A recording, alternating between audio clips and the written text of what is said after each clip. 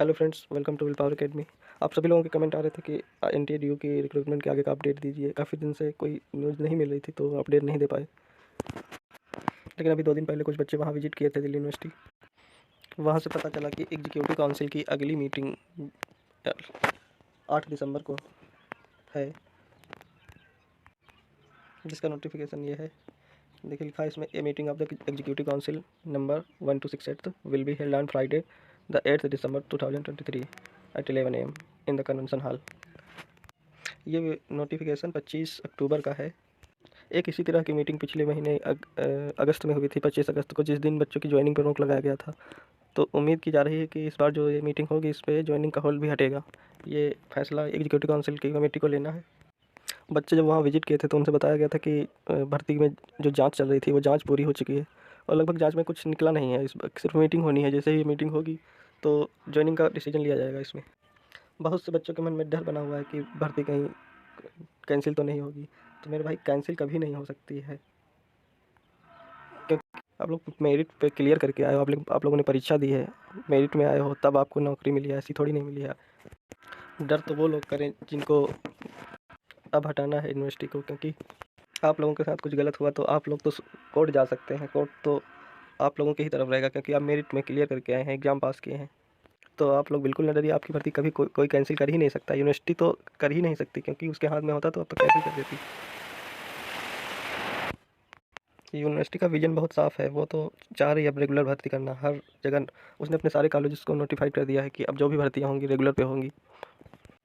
Contract staff वहाँ धरना दे रहा था, लेकिन उसने तो रिटर्न में भी लिया था कि हमारी मतलब मांगे पूरी करो, एनटीए को रद्द करो और हमको परमानेंट करो। लेकिन ऐसा रूल ही नहीं है, और बिना रूल के तो हो ही नहीं सकता। चिल्लाने से कुछ भी नहीं होता, चाहे कोई कुछ भी चिल्लाया करे। कोई भी अधिकारी अब उनको परमानेंट कर ही नहीं सकता बिना किसी रूल के। और अगर कोई अधिकारी गलत करता है, अपनी शक्तियों का गलत इस्तेमाल करता है, तो उसके लिए तो कोर्ट है। आप लोग जिस दिन कोर्ट गए उस दिन तो उसकी ऐसी तैसी हो जाएगी। यूजीसी का भी रूल है कि बिना मेरिट की भर्ती अब इंडिया के अंदर कोई भी नहीं होगी। तो बिना मेरिट के तो कुछ भी नहीं हो सकता। और जब आप लोगों ने एग्ज़ाम क्लियर किया है तो बिल्कुल डरने वाली कोई बात नहीं। रही बात कॉन्ट्रैक्ट एम्प्लॉयज़ की, तो वो लोग धरना पहले भी दे रहे थे, और इस बार भी उनकी जब मांगे नहीं पूरी हुई तो वो लोग फिर वीसी को धमकी दे रहे हैं लेटर लिख के कि हम अगला धरना 20 नवंबर से फिर से स्टार्ट कर रहे हैं। ये देखिए 26 अक्टूबर की ये डुक्कू यूनियन के द्वारा एक लेटर जारी किया गया था, वीसी को लिखा गया है।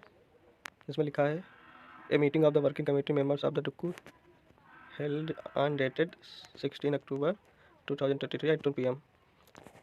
in the union office had unanimously decided to stage a protest in the favor of contractual staff working in the university। इसमें ये लोग 20 नवंबर से गेट नंबर 4 पर 10 से 4 PM के बीच में फिर से धरना देने के लिए लिखे हैं।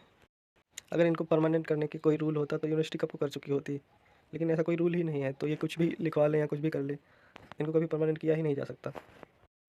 अब तो ये अपनी कॉन्ट्रैक्ट नौकरी बचा ली, यही इनके लिए बहुत अच्छा होगा। इन्होंने अथॉरिटी से पंगा ले लिया, उनको भी बुरा भला बोला है।